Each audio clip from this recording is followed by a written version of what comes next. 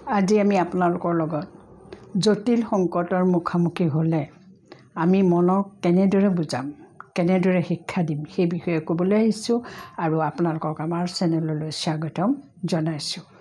সংকট হৈছে সমস্যা। কিছুমান বিষয় লৈ সমস্যাৰ উদ্ভৱ হয়।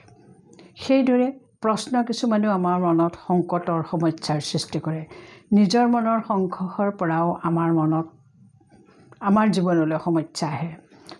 সমস্যাবিলাক পাৰিবাৰিক সম্পৰ্কৰ লগত, সম্বন্ধৰ লগত, সমাজৰ লগত আৰু মনৰ বা জীৱনৰ বিভিন্ন ৰোগৰ লগত, বিশেষকৈ মৃত্যুৰ লগত জড়িত।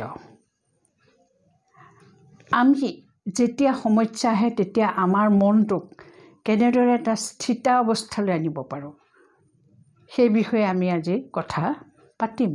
আমাৰ মনৰ দুটা ভাগ, এটা হৈছে আভ্যন্তৰীণ, এটা হৈছে বাহ্যিক। আমাৰ মনৰ ভিতৰত কি সংঘৰ্ষ চলি থাকে সেই কথা আমাৰ বাহ্যিক শৰীৰটোত প্ৰকাশ পায়। আমাৰ মুখৰ ধৰণ বা আমাৰ কথা কোৱাৰ ধৰণ, মুখৰ অৱস্থা, আমাৰ বাক্য শব্দত সেইবিলাক ফুটি উঠে। আমি জানো আমাৰ মনটো এটা কেঁচুৱা।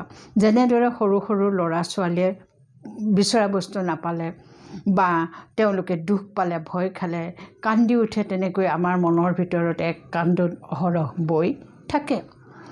আমি এতিয়া এই অস্থিৰ মনটোক আমি কেনেদৰে স্থিৰ কৰিম? আমি সমস্যাৰ সন্মুখীন হ'বই লাগিব। সমস্যা বা পৰিস্থিতি আমাৰ জীৱনলৈ আহিবই। আমি এই সমস্যাবিলাকৰ কেনেদৰে সন্মুখীন হ'ম? কাৰণ আমি মনটো শক্তিশালী কৰিব লাগিব। সমস্যাবিলাক আমি হেলা ৰঙে পাৰ কৰিব পৰা হ'ব লাগিব। আমি জানো সমস্যাই আমাৰ জীৱনলৈ দুৰ্দশা আনে। আমাৰ জীৱনত কিছুমান সমস্যা স্থায়ী হৈ যায় আৰু কিছুমান অস্থায়ী হৈ থাকে। অস্থায়ীবিলাক আমাৰ জীৱনৰ পৰা আঁতৰিয়ে যায়। এই সমস্যা আহিলে, এই পৰিৱেশ আহিলে, লগে লগে পৰিৱেশ আৰু সমস্যা আঁতৰি গ'ল। কিন্তু স্থায়ী সমস্যাবিলাকে আমাৰ মনত কি কৰে? আমাক টেনশ্যন আনে, টেনশ্যনৰ পৰা ডিপ্ৰেশ্যন আনে, ডিপ্ৰেশ্যনৰ পৰা আনি পেলাই আমি মনৰ অসুখত ভুগোঁ। আমি এই বিষয়ে আনৰ ওচৰত কমপ্লেইন কৰোঁ যে আপোনাৰ কাৰণে মোৰ এনেকুৱা হৈছে বা তোমাৰ কাৰণে মোৰ এনেকুৱা হৈছে, আৰু ভগৱানকো আমি কমপ্লেইন কৰোঁ। এই সমস্যাবিলাকৰ কথা আমি আগতে নাজানো। তৎক্ষণাৎ আমাৰ জীৱনলৈ সমস্যা আহে আৰু সমস্যাবিলাকে যেতিয়া আহে আমি আমাৰ মনটো শান্ত কৰিবলৈ চেষ্টা কৰিব লাগে। কাৰণ মন শান্ত কৰাৰ এক বিদ্যা আছে। সেই বিদ্যা আমি শিকিলে আমাৰ জীৱনৰ শুদ্ধ দিশ আমি নিৰ্ণয় কৰিব পাৰিম। সমস্যাবিলাক জীৱনলৈ আহিবলৈ 1 মিনিটো সময় নালাগে। এইখিনিতে আমি এটা কথা ক'ব খোজোঁ। শ্ৰীমদ ভগৱত গীতা গ্ৰন্থৰ 10ম অধ্যায়ৰ 10 নং শ্লোকত গীতাৰ ভগৱানে কৈছে যে মোক যদি কোনোবাই অন্তৰেৰে ভাল পায়, মোৰ প্ৰতি কাৰোবাৰ প্ৰেম ভাৱ আছে, তেতিয়া সেইজনক মই বুদ্ধিযোগ দিওঁ। অৰ্থাৎ মই তেওঁৰ মগজুত, তেওঁৰ মনত বুদ্ধি প্ৰদান কৰোঁ, যি বুদ্ধিৰ দ্বাৰাই তেওঁ এটা শুদ্ধ সিদ্ধান্ত লগে লগে ল'ব পাৰে।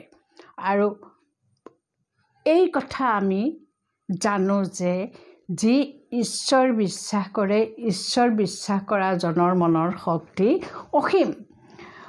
মনলৈ পৰমাত্মাই শক্তি দিয়ে, অনুভৱ কৰে অৰ্থাৎ তেওঁ জ্ঞানেৰে, বুদ্ধি বা জ্ঞানেৰে অনুভৱ কৰে আৰু শুদ্ধ সিদ্ধান্ত লয়। বুদ্ধিয়ে দিয়া নিৰ্দেশ তেওঁ মনে প্ৰাণে গ্ৰহণ কৰে। এইখিনিতে মই আপোনালোকক এটা কবিতাৰ বিষয়ে ক'ম। মই এটা কবিতা পঢ়িছিলোঁ। কবিতাটো হৈছে ফুটপ্ৰিণ্টছ, ভৰিৰ খোজ। এজন ল'ৰাই এটা সপোন দেখিলে। সপোনত তেওঁ দেখিলে যে তেওঁ ভগৱানৰ লগত সদায় গৈ আছে, ভগৱানে তেওঁৰ লগতেই আছে। তেওঁ সদায় সাগৰৰ পাৰৰ বালিত ভগৱানৰ লগত খোজকাঢ়ে। তেতিয়া তেওঁ গৈ পিছত চাই যে তাত সদায় দুযোৰ খোজ আছে। কিন্তু এসময়ত তেওঁ জীৱনৰ পিছলৈ আকৌ ঘূৰি চালে সপোনটোত। তেওঁ দেখিলে যে তেওঁ সাগৰৰ বালিত গৈ দেখিলে যে এযোৰ খোজহে দেখিলে।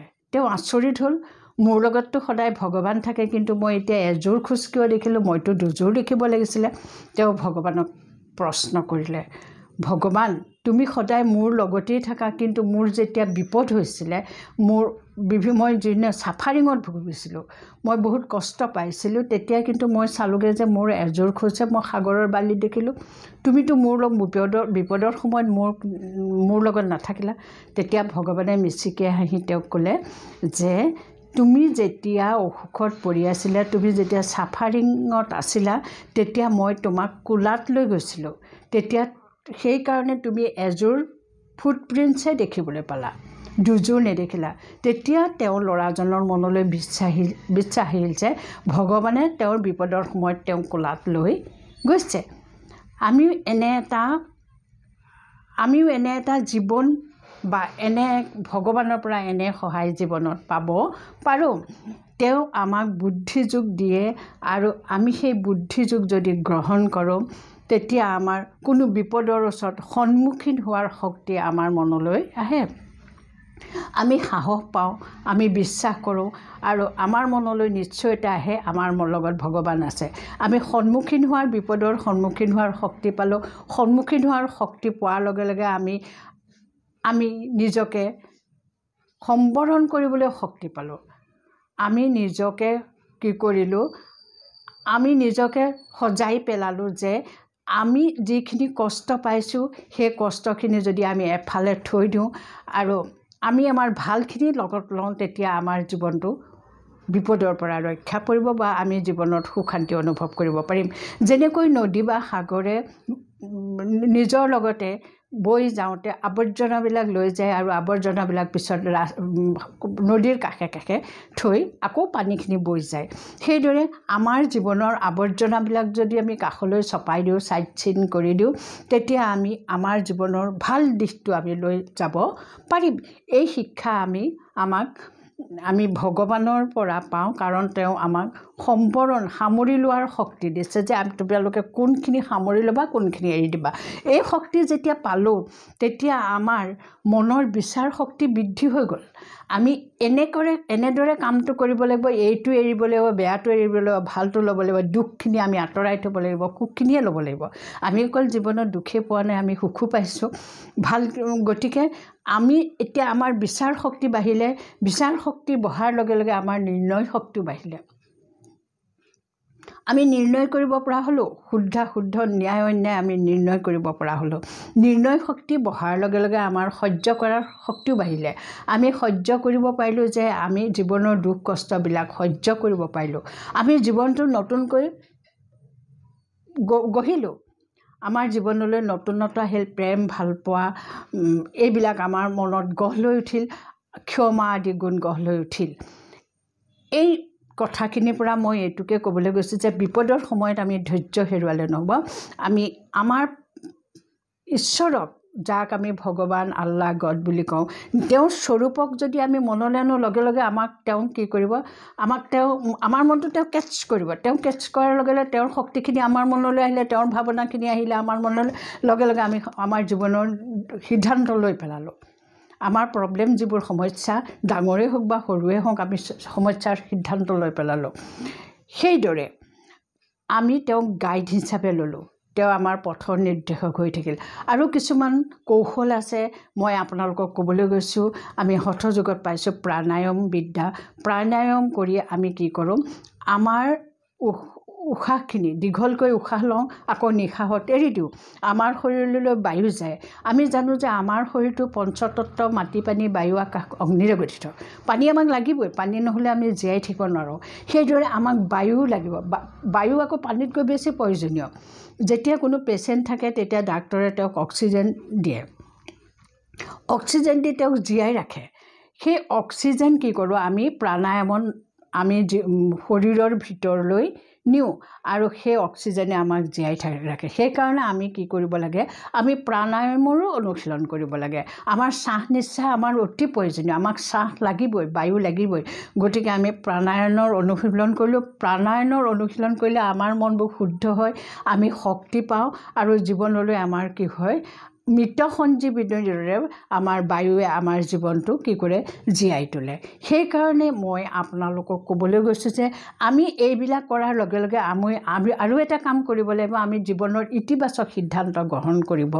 লাগিব যেতিয়া আমি ইতিবাচক সিদ্ধান্ত গ্ৰহণ কৰিলোঁ জীৱনৰ ইতিবাচক ভাৱবিলাক লৈ ল'লোঁ ইতিবাচক ভাৱবিলাক লোৱাৰ লগে লগে আমাৰ জীৱনটো সুন্দৰ হৈ পৰিল আমি নিগেটিভবিলাক বাদ দিলোঁ দুখ সুখ ৰোগ দুৰ্দশাবিলাক বাদ দিলোঁ আমি পাছলৈ ঘূৰি নাচালোঁ আমি আগলৈ গ'লোঁ ইতিবাচক সিদ্ধান্ত ইতিবাচক ভাৱধাৰা আমি জীৱনটো সুন্দৰ কৰি পেলালোঁ আমি ভুল শুদ্ধ নিৰ্ণয় কৰিবৰ পৰা হ'লোঁ আৰু আমি আমাৰ জীৱনত যিখিনি পাইছোঁ সেইখিনিক আমাক কি কৰিলোঁ সাহস পালোঁ বিশ্বাস পালোঁ এইখিনি আমি পালোঁ এই সাহস বিশ্বাসখিনি লৈ আমি জীৱনত শুদ্ধ অনুশুদ্ধ নিৰ্ণয় কৰি আমি আগবাঢ়ি যাম আমি স্থিৰ সিদ্ধান্ত ল'লোঁ তৎক্ষণাত সিদ্ধান্ত ল'লোঁ সমস্যাটো আহিছিলেহে আমাৰ লগে লগে সমস্যা অহাৰ লগে লগে আমাৰ মনটো ওপৰলৈ গুচি গ'ল আমি সিদ্ধান্ত ল'লোঁ আৰু আগৰ পৰা আমি এইটো একদম তৎমুহূৰ্তত আমি ল'ব নোৱাৰোঁ কিন্তু এইখিনিৰ কাৰণে আমি আগৰ পৰা অনুশীলন কৰিব লাগিব অভ্যাস কৰিব লাগিব শ্ৰীমদ ভাগৱত গীতাৰ গ্ৰন্থটো কৈছে অভ্যাসৰ দ্বাৰাহে তোমাৰ কাৰ্য হ'ব